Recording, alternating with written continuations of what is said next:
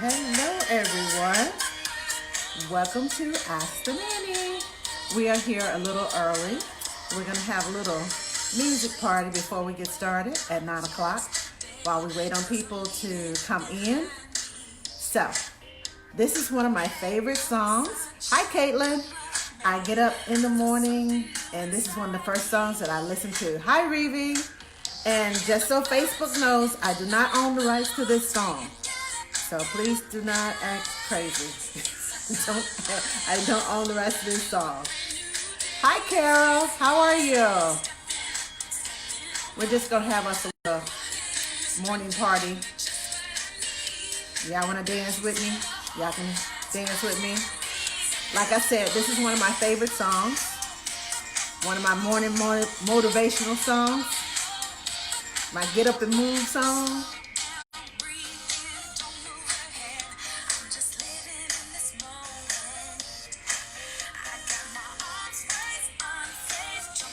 Let me tell Sue that I'm here.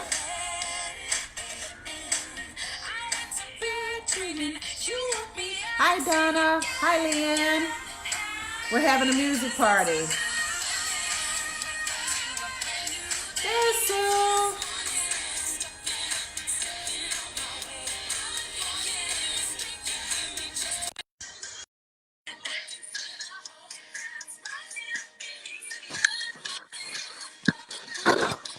Good. Okay. You're sideways.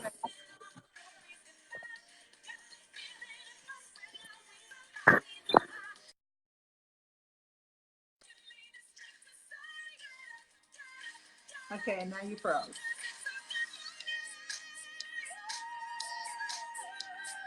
Okay, I'm not sure what just. Do this again. Let's try this again.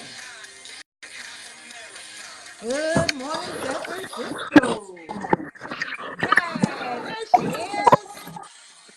We're just dancing while we're waiting. I know, just get in the mood. I'm gonna turn this down so I can hear you. Turn this down and turn this up. Okay. Now, so how is everybody this morning? Okay. Am I echoing on your screen? A little, but not much. Okay. Can you hear me okay? Is it working? It's working, but I'm hearing a. Okay, hold on. Let me turn this. Okay. What? I was like, I kept hearing static in the background. I'm just glad I'm here. Yes. Okay, so we're going to get started while we still got connection. But everything is working great. We're going to get started. So, good morning, everyone. I'd like to introduce you to Miss Sue Atkins. Wow, Mrs. Oh, sorry, Mrs. Sue Atkins. I apologize. So, No problem. okay, I'm going to ask questions. I bought my notebook so that the first thing we would like to know is tell us a little bit about yourself outside of the parenting guru. Well, I have 3 dogs, 2 kids, and one of my poor little puppies, who I rescued 6 months ago, is very poorly. We took him to the vet on Saturday, and he wasn't too good. Then we weren't sure. She said, come back tomorrow if he gets worse. And we came back the next day, and he was really, really sick. So they had to take him to the emergency hospital, and they kept him alive because actually we thought we were going to lose him, and he's only 15 months old. So anyway, they plugged him full of whatever they had to, all sorts of electrolytes and all sorts of stuff. God bless them. And they sent me a message at 10 p.m. on Sunday night, as if it was from Charlie, saying, hello, Mummy, I'm fine. I'm having lots of cuddles with the nurses, and I'll see you in the morning. So that meant I slept okay. So he has been diagnosed as having Addison's disease, which is very, very unusual and very unusual in such a young dog. But we can manage it with monthly injections and daily steroids. So that is my weekend. That is my story about my dogs. I like to sing, dance, meet up with my kids for dinner, and I love doing all sorts of things because I like to embrace life to its full. And I like to wear my party pants. You like to wear what? My party pants. Okay. Just means I embrace life to the full. Whatever life is, I stay present, and I am very blessed, and I stay grateful. That's how I kind of work, and that's all about me, really. Yes, I'm the same way. Yeah. I stay alert, and I stay thankful and grateful in a state of humbleness, and I'm just grateful this morning to have you here. And I think it's a good way to live. Yes, it is. Yes, it is. So now, tell us what made you a parenting expert?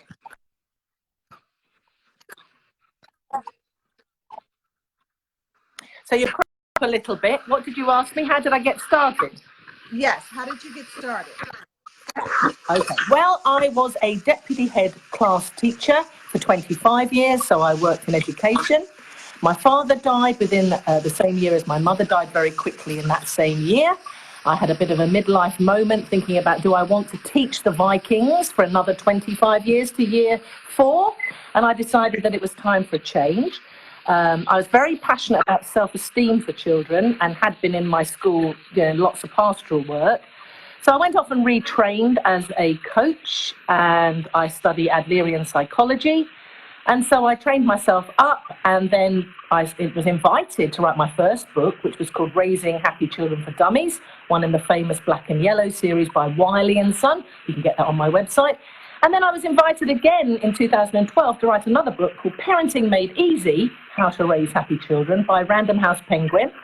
So I've never pitched to write a book in my life, and God bless everybody, they invite me to write books. And that led to radio, that led to BBC Radio here in the UK, all over the UK. I was on radio only an hour ago on BBC Radio. I'm on ITV This Morning, which is a very famous morning show here in the UK. I'm on Sky News. And recently I've been doing loads and loads of Facebook Lives and podcasts and videos with Disney Junior UK and the Mummy Diaries. Now, what is it like filming with the Mommy Diaries? Very interesting. They set it up so that they had a few questions they'd like to ask me. We had 8 questions around self-esteem, sibling rivalry, toddler tantrums, fussy eating, bedtime routines, those usual things. And we filmed them. They asked me the questions, and I gave them some answers. And then, we do Facebook Lives on Disney Junior UK page around some of those topics as well. But 9 times out of 10, we do a free-for-all, which is Ask Sue. And people can ask me anything because I'm passionate about parenting, raising happy, confident, resilient children with strong self-esteem and good mental health.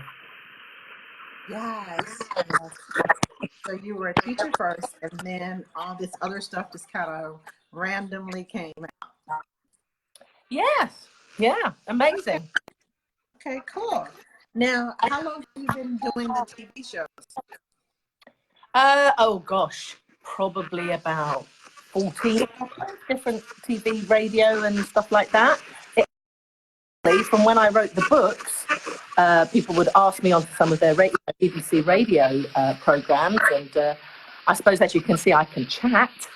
So that then led to lots more other radio. Once you get into the BBC, they then ring me up and ask me if there's a parenting topic in the news. Like there was one about trick or treat this afternoon about in America.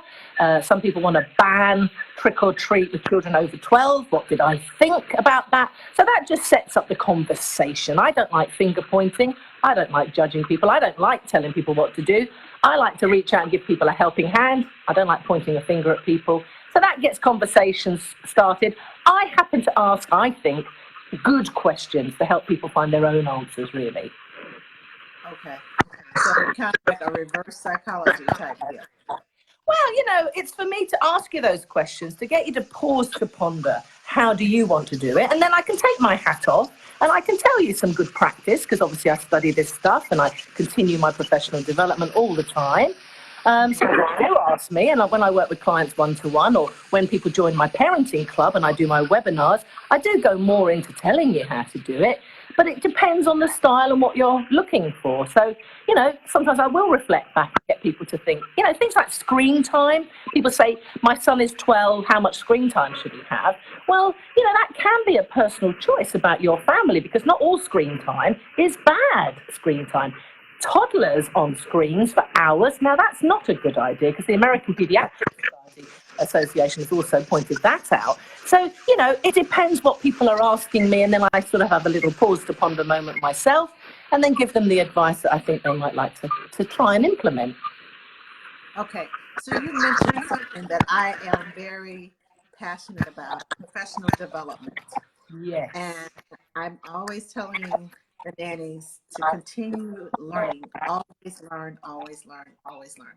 What have you found to be, how should I put this, the importance of professional development and how it affects your life as a professional? I'm a lifelong learner. I'm a lifelong learner. And I think it's really important to constantly keep up to date with things. When people talk to me about smacking or spanking, that's a real old chestnut that gets people talking here in the UK and around the world. I did a special podcast on that. If people are interested, I interviewed experts from around the world, from India, from Canada, from America, from Australia, and from my side of the waters, UK, around spanking and smacking and the dangers of that. Because in the past, in the Victorian times, people took a belt out to you, or they hit you, or they smacked you, or whatever. But we learn the neural pathways, the brain develops in a different way. Children thrive when they are loved and nurtured, safe boundaries around them, but, relationship building and trust. So as we've learned, we have changed our style of parenting, or our style of nannying, or our style of raising children, because we have learned more. So that's why I'm a great believer in, I study Adlerian psychology. I'm always going over to Ireland to the Adlerian Irish Conference, which I highly recommend to all of you if you ever get the opportunity. I'm half Irish, actually, but I just love that. Every year in July, I go to the Adlerian Conference and I study different areas of parenting or raising children. I've done birth order, I've done handling life's transitions and changes, and I've done all sorts of things around making sure that I'm constantly up to date and learning more and more, because it's great, because you just put it into your toolkit and then I use it with the parents or the nannies or the teachers or the grandparents or the childminders or whoever I'm working with. I use then whatever they need. I just pick out the bit of the toolkit that I think that they might need. Okay. So what are some of the important things that we need inside of our toolkit? If you can pick 3 most important things that we need inside of our toolkit, what are those 3 things? The 3 things that we need, or that we need to give the children? The things that we need to give to the children, that we need to know. Yeah. Well, we need to be grounded and centered, and we need to be positive. We need to be mindful of the words that we use, because we can wound and hurt a child so easily, because that bruise, although it's a verbal bruise, may last a lifetime. I every Wednesday on my blog around thought for the moment, pause to ponder, and one of them is the nails in the fence story, which is coming out actually tomorrow. So do check that out, because that is about your words that you use, and also what we teach our children, because they are looking, learning and listening to us all the time. So we have to build up a child's self-esteem. We have to nurture them in our words, in the way we speak to them, the way we play with them. I'm a great believer in children spelling love, Time. Please find some time for your children. I know it's busy, it's frenetic, it's hectic. I was a deputy head teacher and class teacher for 25 years. I raised 2 children. They were in the same school as I taught in. In fact, my daughter was in reception class, but with the other teacher when I was teaching reception, which is the 5-year-olds. So I know firsthand about juggling meetings, leadership meetings, parents, evenings, children, all the rest of it. But you make time, you carve time, you find time. So do make sure that you play with your children. You listen to them. Don't just keep on nagging them about handling the knife and fork properly or eating the broccoli. Ask them open-ended questions. Such a brilliant way to get chatting. I've actually created in my club a whole load of videos called Quick Win Videos, where I've got sort of life hacks around the types of questions you can ask a child. I'm a firm believer, if you can, eat with your child. That is such a simple way. Because if you sit there and you don't nag about the broccoli and all the rest of it, you ask a few questions. What made you laugh at school today? What happened with your friend? What did you learn about yourself today? I don't know. There's about 15 or 20 of those videos. Also a poster on Instagram, Sue Atkins 18 on Instagram. Go and check out that poster. There's about 15 different questions that gets those conversations going. So play with your children, spend time with your children, and listen to your children. Of course, just love them. Unconditionally. Yes. Love them, love them. And I like to spell that Time too. I like that because children, even if you're just sitting there playing Legos, it is the spending of time. I work with a lot of babies, and I try to teach them how to play independently because I think parents need that, extra time to talk to one another or get dinner done quickly so they can do tummy time. But I encourage parents, okay, so when you have time, spend the time with them, get on the floor with them, even if it's just 5 minutes, and you make time. People have the things that are important to them. Yeah, it's so child, isn't it? Because it fills up their self-esteem. Yes, make the time because it makes them feel important. And when they feel important, they become more independent and more, they can think better. They think for themselves and they don't follow the crowd. If you teach your child that they are good enough, that they are, you can do anything you want to do, anything you want to accomplish, they tend to think for themselves instead of following what your little says. They play with their kids. If they wrong, they can think for themselves and say, I'm going to be in trouble. They have a confidence within themselves. They can make a good choice. Thank you for making good choices. That was a good choice. That. Yeah.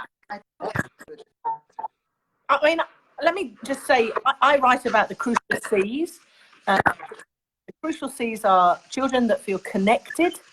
They feel that they are important. They, connect to you. They connect to the family. It gives them courage. I talk about the idea of that you count, that you're significant, that you're important, and that you're capable and competent. Sometimes we rob our children, even from, not babies, but when they're toddlers, let them struggle for a minute or two to pull on their wellies or zip up their coat or hold that or twist that or put in their seatbelt or whatever they're trying to do. Because we rob them of the opportunity to feel competent and capable, which is one of my crucial C's. And of course, that then diminishes their self-esteem and their confidence because you're giving them a vote of no confidence. And I know we're busy, I know we're rushing, but just sometimes pausing to ponder, stepping back for that split second to allow them to try something for a little bit longer, to struggle with it, builds up tenacity too, which I think is so important. Yes, it is. Now, tell us about your parenting club. Yes, well, I was, because I'm on TV and radio, I say quite a lot of the same things. I do an awful lot of Don't Stew, I'll Sue, which is an agony aunt type stuff. I do it for Disney, I do it for TV, and I do it for radio and stuff. So I thought it was a good idea to create exclusive content for my parenting club, which is for nannies, childminders, grandparents, childcare people, professional development, because there's webinars in there. There are quick video tips. I've done over 600 videos, I think, exclusively for my club, around weaning, around babies, then into toddlerhood, potty training, bedtime routines, sleep, right up to school-age children and friendships and bullying, right up to teenagers, navigating the choppy waters of the teenage years. So we release those every week.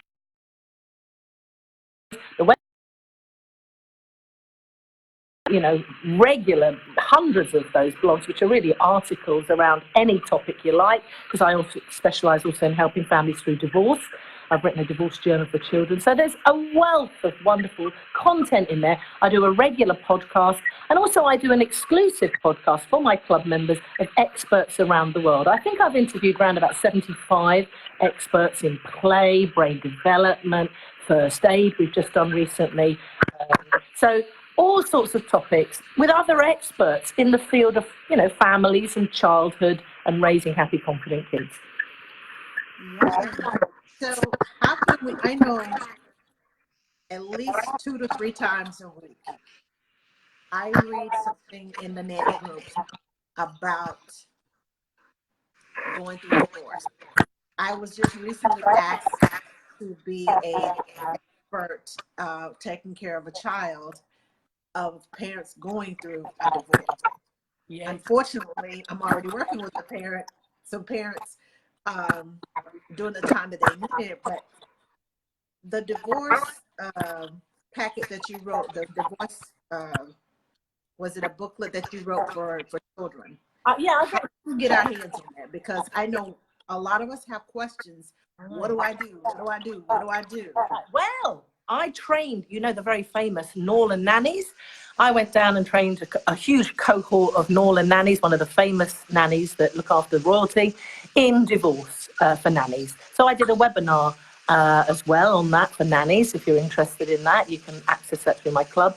But my divorce journal for children came from my experience of working with lots of families going through this absolutely harrowing and challenging time. No matter how much you say it's going to be amicable, the nannies are stuck in the middle because mum might talk too much, confide too much. I don't know, you might be stuck in the middle between the arguments.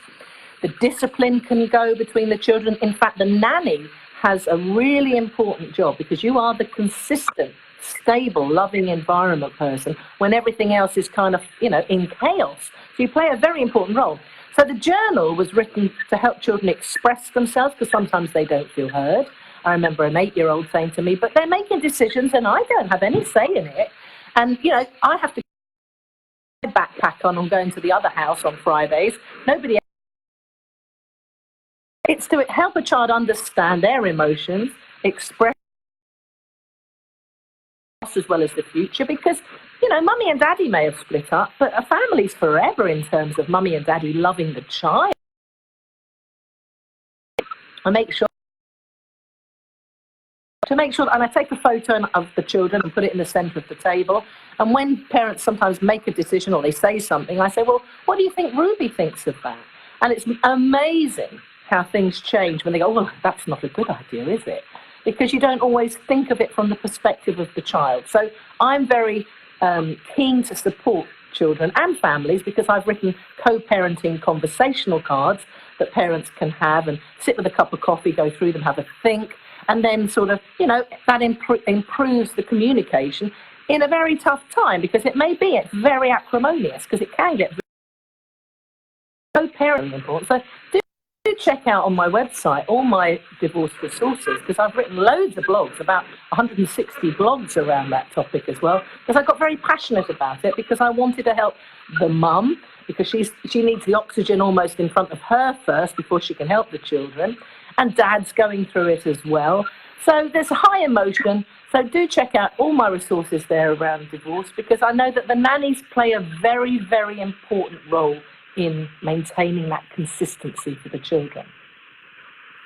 Yes, we do. And I like the fact that you have written some guides. Sorry, just saw Helen. Go ahead. You see people you know? No, but she's just been very nice, so thanks very much. But where can we find these? Will you put a link in the comments box after we're finished so that we know where to find? I hope I can do that, yes. Yes, of course I can do that. But you just go Sue Atkins, the divorce journal, and it will come up. It's all over the place, really. But it's Okay. but of course, I'd be delighted, and thank you very much. I will pop that in there if you would find it helpful, because kids can do it on their own. They can do it with the nanny, they can do it with the mum, they can do it with the dad or the grandma, or they can do it on their own. You don't have to follow it in a sequence. It's all about different emotions, and it's lots of practical exercises with a bit of humour as well, to sort of just help families through it. I think because sometimes people don't express themselves, and certainly the children don't get that opportunity. So, yeah, do check out that. I'm very proud of that, because I think it really helps children express themselves. I ask that because some people will come and read they'll read the comments, but not necessarily watch the video. But they'll come and read the comments, make a comment, and where can I find that? And I'm like, it's in the video. Well, I didn't watch the video. I don't want to search for the video. So that's why I asked to put it in the comments. So when they come and look, it's just automatically there. They don't have to watch. They can find the information easily. So some of us have time to watch, some of us don't. But I just think yes, I just think it's an important resource, not only to help the children, but to help us, because we're Switzerland, or we try to stay Switzerland, and we're in the middle, and helping the kids with the transition between mom and dad, reading that guide and having those cue cards will help us. The conversation card will help us to have conversations, because I do believe that all of us are smart enough to kind of take the questions that you may have geared towards mom or geared towards dad, and kind of switch the situation and ask the child. Absolutely. And the other thing I wrote recently, actually, is the Surviving to Thriving Divorce Journal for Women. So for mums that you may know that are going through a tough time, it's basically like my coaching again, but in a journal format, which is an ebook. And they can download that from my website anytime they like. And you can go in and visit it, because it's a journal. I believe journaling is a fantastic thing to express yourself, write it out. No one has to read it. Keep it private. Keep it locked away if you want.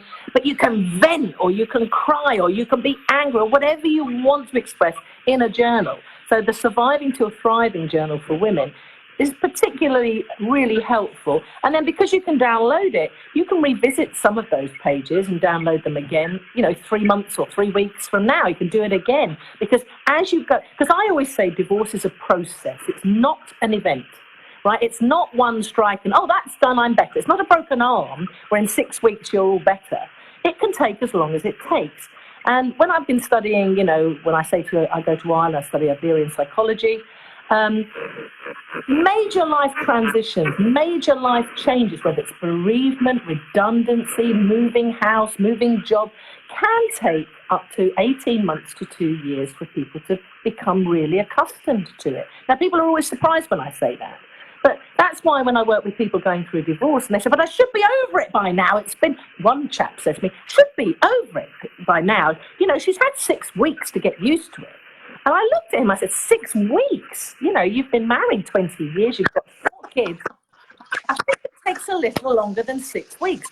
Not being facetious or judging him, he had no concept of how traumatic a major life change, like a divorce or a bereavement or a redundancy or whatever major life change. Recently, I've just written a whole program, actually, with my friend Joe Fitzgerald, around primary to secondary, where you move from sort of what we call primary school here, which is at 11, you go into your big school at 11 until you're 18. So I've written a whole host of videos and a program all around that, if people would find that interesting, because that's another major life change for a child, going from a small environment into a much, much larger environment. And some children really struggle. Yes, it's like being the big fish in the little pond to going to be the little fish in the great big pond. That's what I say too. Yes, but I totally agree with, as far as journaling is concerned. When I went through my divorce, in 6 weeks I was 50 pounds. And my doctor was like, "What's wrong with you?" And I was like, and I told her what was going on. And so she said, "I'm going to send you to see a therapist." The therapist said, "There's nothing wrong with you. It's a natural reaction." And she told me two things. She said, I want you to journal. She said, if you feel like screaming, write it down. If you feel like crying, write it down. If you feel whatever you're feeling, write it down. And she said, and I want you to get your camera, since that's what you love to do, get your camera and go take pictures of things that make you happy. Oh, I love that. When you take these pictures, you can look back. When you're feeling sad, you can look back at these things that make you happy. And that's how I got into photography. And writing it down. And I noticed that I went from writing every 5 minutes to maybe every 2 hours. And then maybe once a day, and then to once a week. And then it was like, wow, I haven't visited my journal in like 2 months. And I realized then, and I read back over what I said, oh my God, was I that bad? And it really shows me how far I came from where I was, because these were the feelings that I was feeling. And I got to the point where, okay, I'm feeling okay about myself. I got a new life, a new start on life, a new fresh life. And I saw things differently because I went back and I read where I was and how I felt then as to opposed to where I feel now. So I'm glad you did that journal. Yeah, it's brilliant. Absolutely. You just nailed it. It is so helpful, isn't it?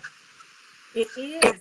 It is. And I would not have done it had my doctor not sent me to see a therapist. And it was just like life-changing because you don't realize. Sorry. Yeah. No, you're right, because a lot of people go to their doctor here in the UK as well, and there's no criticism of doctors. They don't have time to listen to you. So they give you antidepressants or they send you away with, I don't know, medication. And 9 times out of 10, it's perfectly normal to be sad and to work through those difficult, strong emotions through journaling. I'm not saying it's the only thing to do. There are many different ways to, get yourself through these things.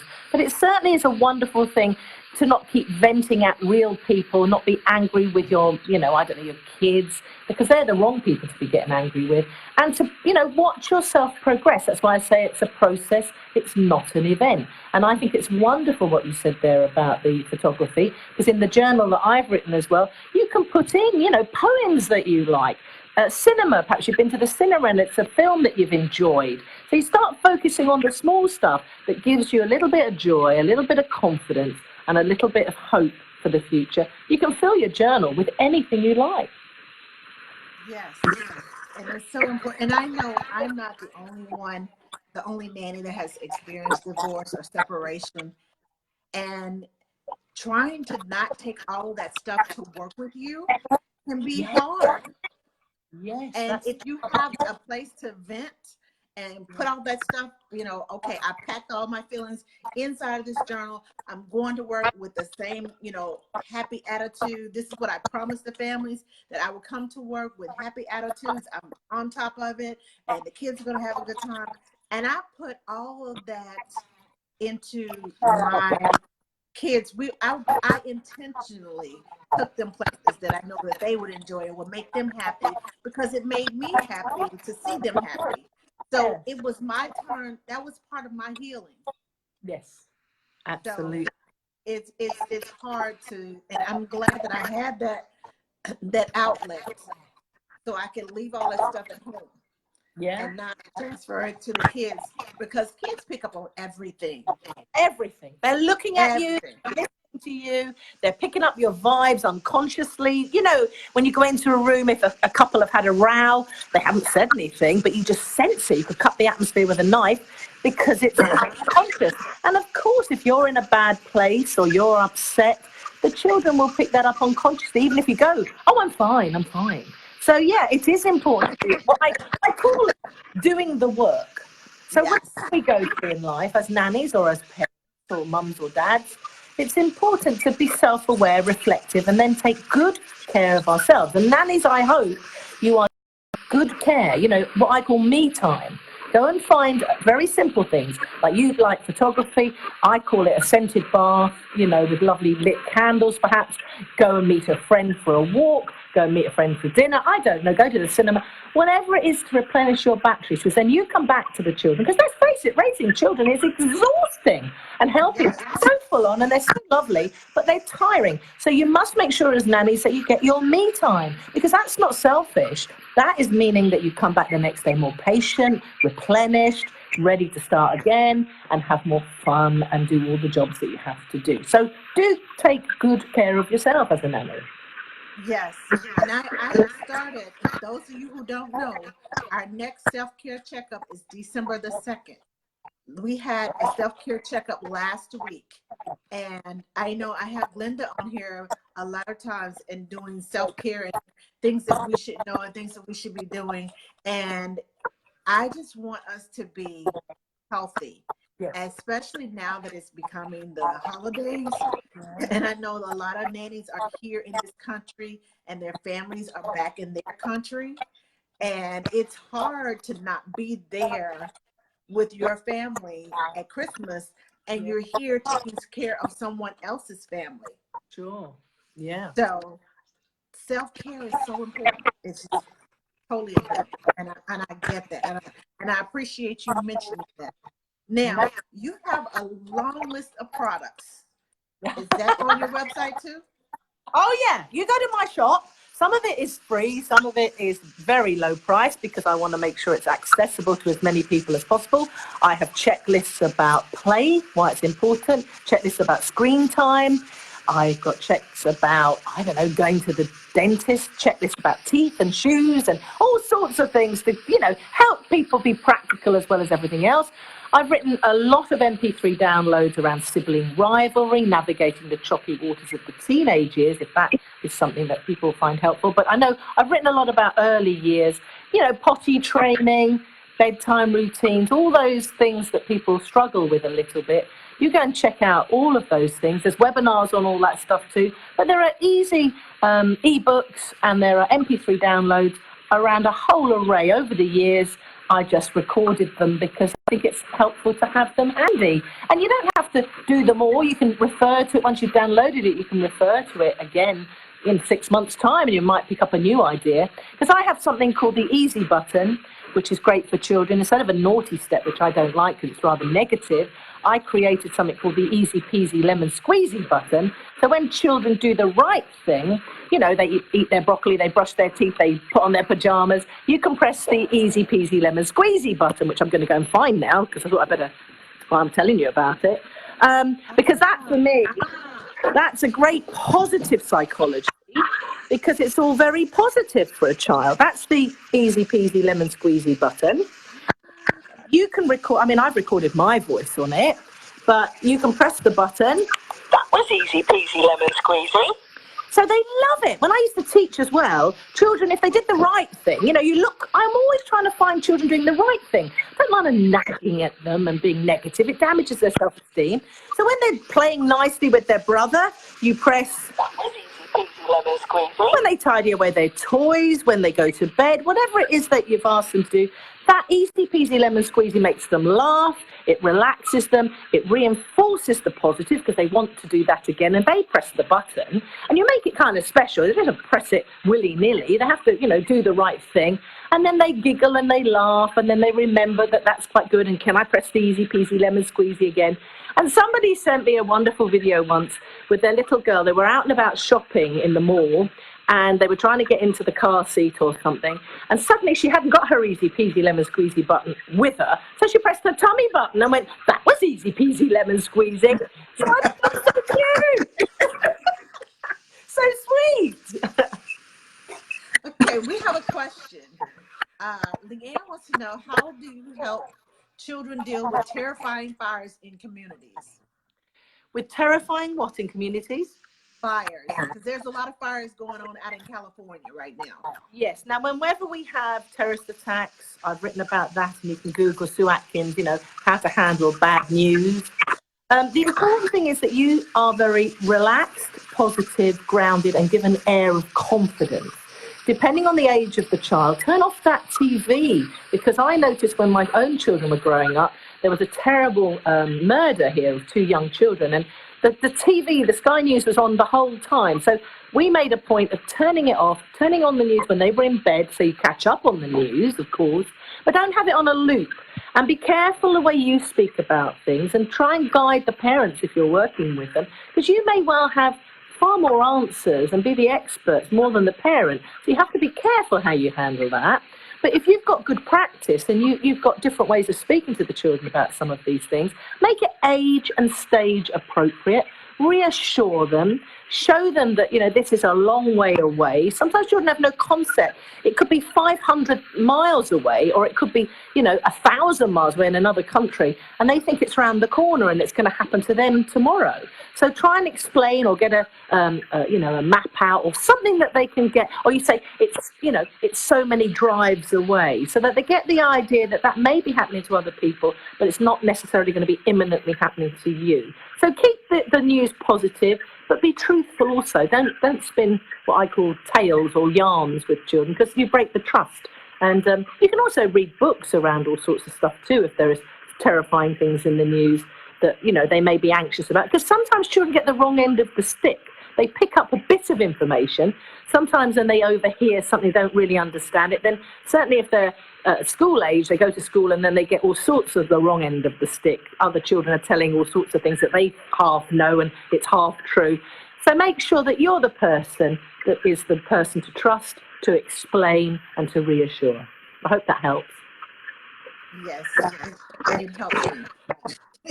I don't know if it helped them, but yes, ages. I agree with the ages and stages, because doctors talk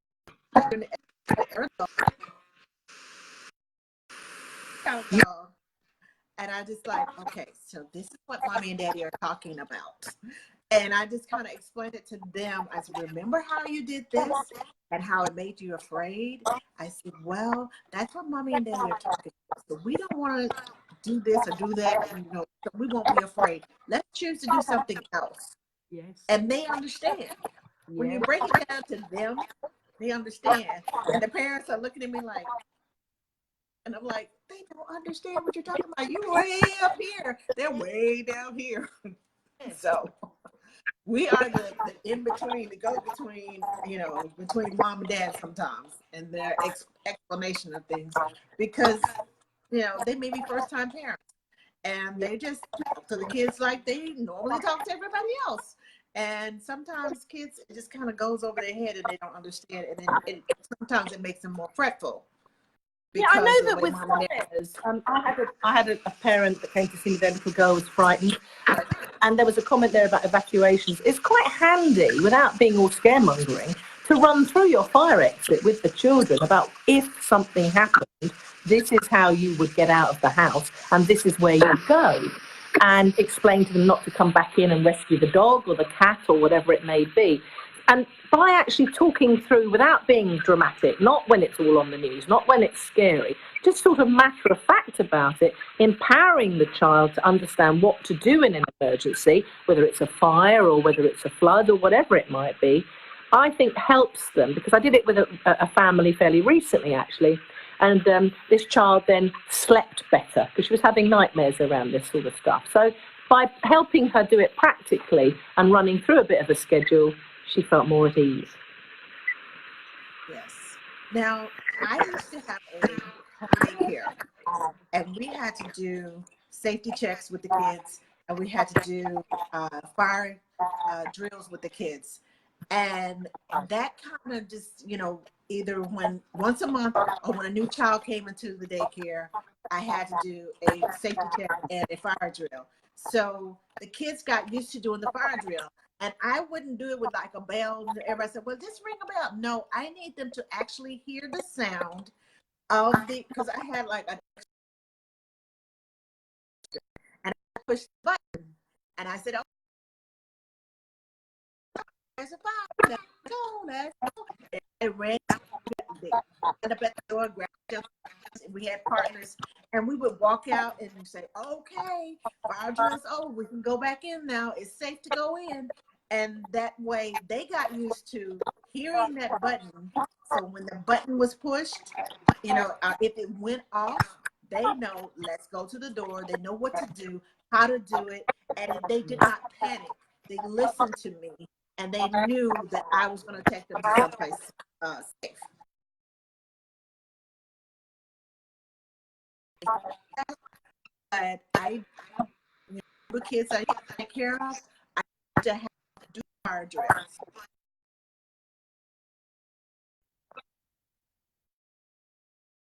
It's about the environment and environment.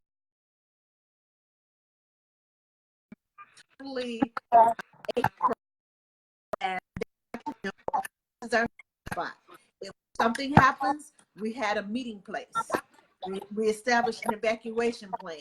All these things we had a plan for, and it's a part of safety. And just recently, I saw something online about a safety word. And I was like, this is, yes, because I never had a safety word. But it was like a word like Jello or something. Where kids know if somebody says, Mommy told me to come and get you, what's the safe word? I read that on your feed, and I thought that was fantastic. That was a great idea. Absolutely brilliant. Just between mummy or daddy and the child, so they know that who is this person. Right. If they don't have the safe word, then they don't get the child. And I tell my parents, Aunt so-and-so is coming over today while I'm at work.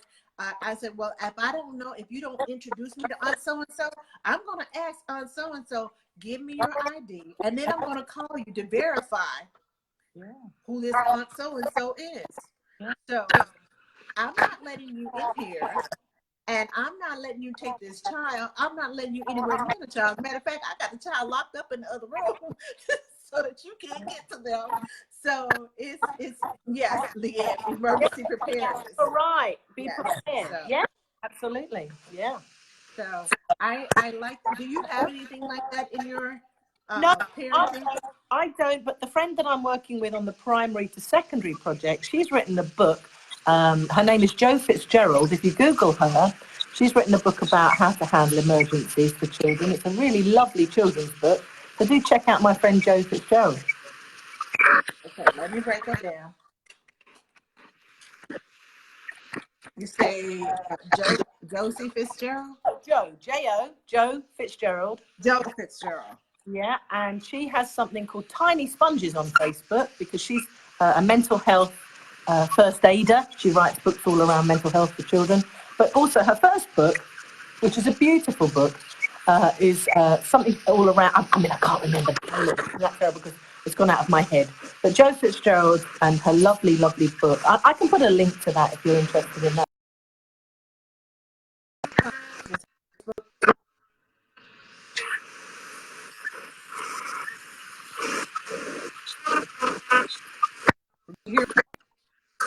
So you've frozen a bit there for a second.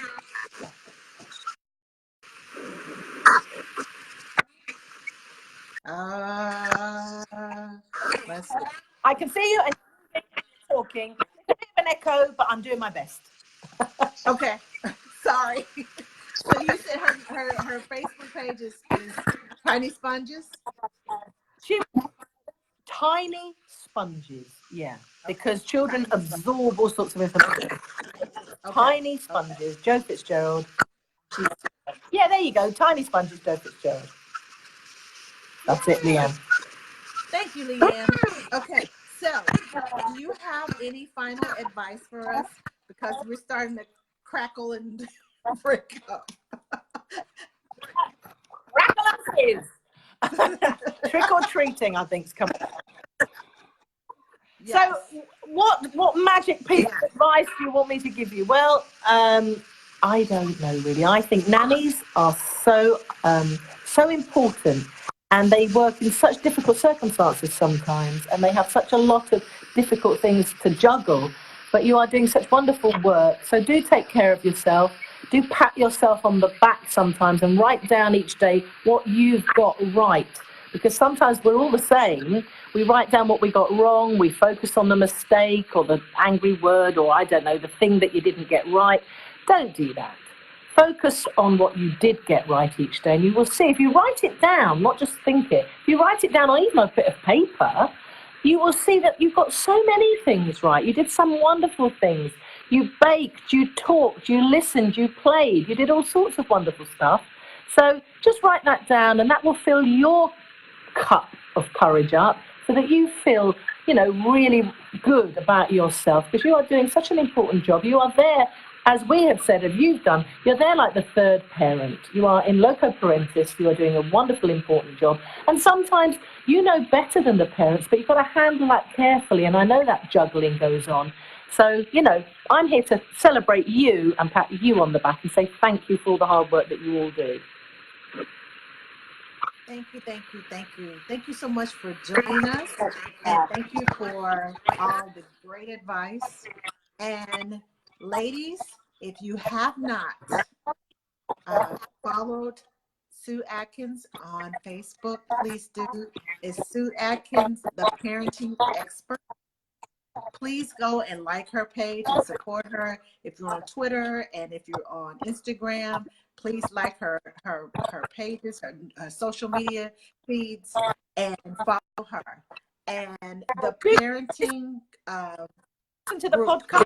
Well, that would be brilliant. And a comment, that would be superb, because it's all there to help you, because you are very much similar to the parent. So if they can be of any help, I also do a Don't Stew Ask Sue feature on my podcast. By all means, write into me at Sue Atkins. Ask me a question. I'll be delighted to answer it on my podcast.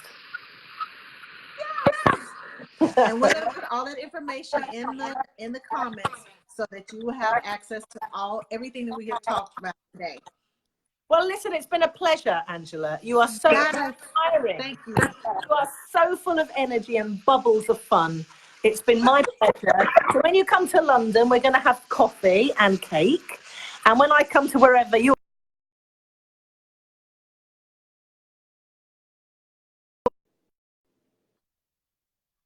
Yes, exactly. Wherever I am, if you come, we're going to get together.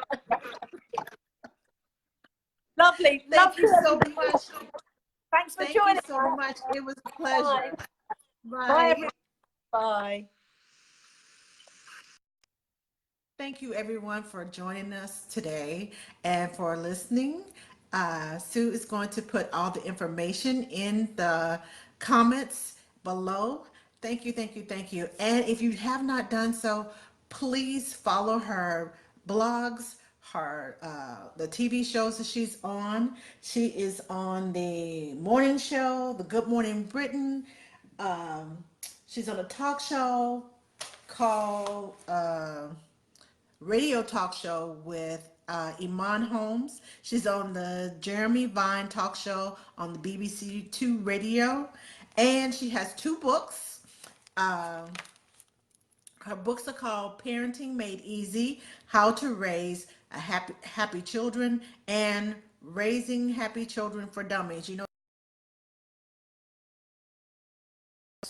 She wrote one there. And also check out Joe Fitzgerald. Her Facebook page is Tiny Sponges on Facebook, so that you can learn some more about kids. And if you have not done so, please join us on. Thank you, Leanne. If you have not done so, please go by and Ask the Nanny page, and keep up with us. We're here every Monday, normally every Monday night at 7 p.m. Central Standard Time. So please join us every Monday evening right here on my personal Facebook page. And we will bring you some informative things for nannies, for parents. Uh, we have doulas, we have NCSs, we have so many different things that are going on. Next Monday, the second, third, okay, so the 4th, yeah, the 4th of November, we are having First aid. We're going to talk about first aid. So if you haven't gotten your first aid training or your CPR training, we're going to talk about first aid. It is so important. I know all of us, we get the CPR, but we leave out the first aid. So please join us on Monday. We're going to be talking about first aid. And da, da, da, da, please join us on the U.S. Nanny Association. We played a trivia game last night, Nanny Trivia, and I got most of the questions right, but there were a few that kind of threw me off. So check it out on the U.S. Nanny Association page. While you're there, like us. You can join for $25 a year. That's a year's membership, personal membership. If you are an organization and you want to help, you want to join, it's $325 for the whole year. And there are so many benefits that come with that. You get shout outs in the newsletter. You get your logo put on our webpage. And there's a whole lot more that goes with that. So check out uh, our Facebook page, and you can look us up and find out more information about us at usnanny.org. And I will see you all on Monday. Talk to you soon. You all have a great week, and don't forget your self-care. That's so important. Do not forget to take care of you, whatever that is. Take care on Monday.